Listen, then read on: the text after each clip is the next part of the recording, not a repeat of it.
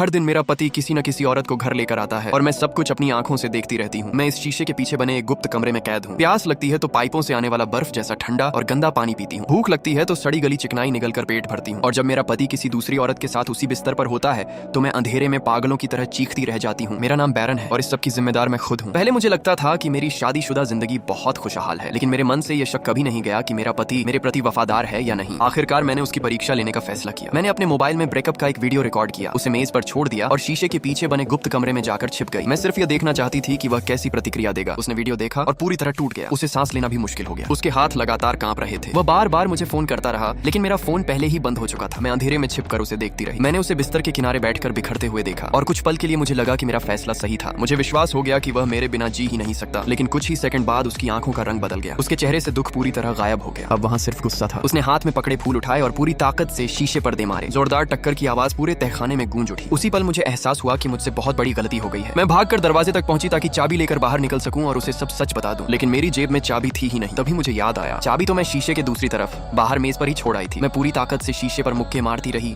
और उसका नाम लेकर चीखती रही, लेकिन वह मेरी आवाज सुन ही नहीं सकता था। मैं चाहे जितनी जोर से चिल्लाती, कोई फायदा नहीं था। यह पूरा तहखाना मोटी स्टील की दीवारों से बना था। ये पूरी तरह साउंड प्रूफ था। और सच कहूं, इस गुप्त कमरे के बारे में सिर्फ मैं ही जानती थी। मैंने मदद के लिए फोन करने की कोशिश की, लेकिन नीचे बिल्कुल भी नेटवर्क नहीं था। मैंने एक कुर्सी उठाई और लोहे के दरवाजे पर पूरी ताकत से दे मारी। दरवाजा जरा भी नहीं हिला, बस आवाज गूंज कर वापस मेरे कानों में लौट आई। मैं शीशे के उस पार उसे चुपचाप बैठे हुए देखती रही। जो थोड़ी सी जीत मुझे महसूस हो रही थी, वह पल भर में गायब हो चुकी थी। अब मेरे अंदर सिर्फ डर बचा था। फिर भी मुझे उम्मीद थी कि वह मुझे लेने वापस आएगा। तभी उसने धीरे से कहा, गुड लक। उसके कहने का अंदाज ऐसा था जैसे यह आखिरी विदाई हो। उसी पल मुझे समझ आ गया कि शायद वह सचमुच मुझे यहीं छोड़कर जाने वाला है। डर और गुस्से ने मुझे पूरी तरह घेर लिया। मैंने दीवार के पास लगे पाइप को पूरी ताकत से लात मार दी। उसी समय दूसरी तरफ सिंक में भरे पानी में हल्की सी लहर उठी। उसी छोटी सी हलचल ने मेरे अंदर उम्मीद जगा दी। मैंने एक लोहे का पाइप उठाया और पूरी ताकत से पाइपों पर मारना शुरू कर दिया। मैं बस इतना चाहती थी कि किसी तरह आवाज बाहर तक पहुंच जाए, लेकिन उसी वक्त वह अपना चेहरा धो रहा था।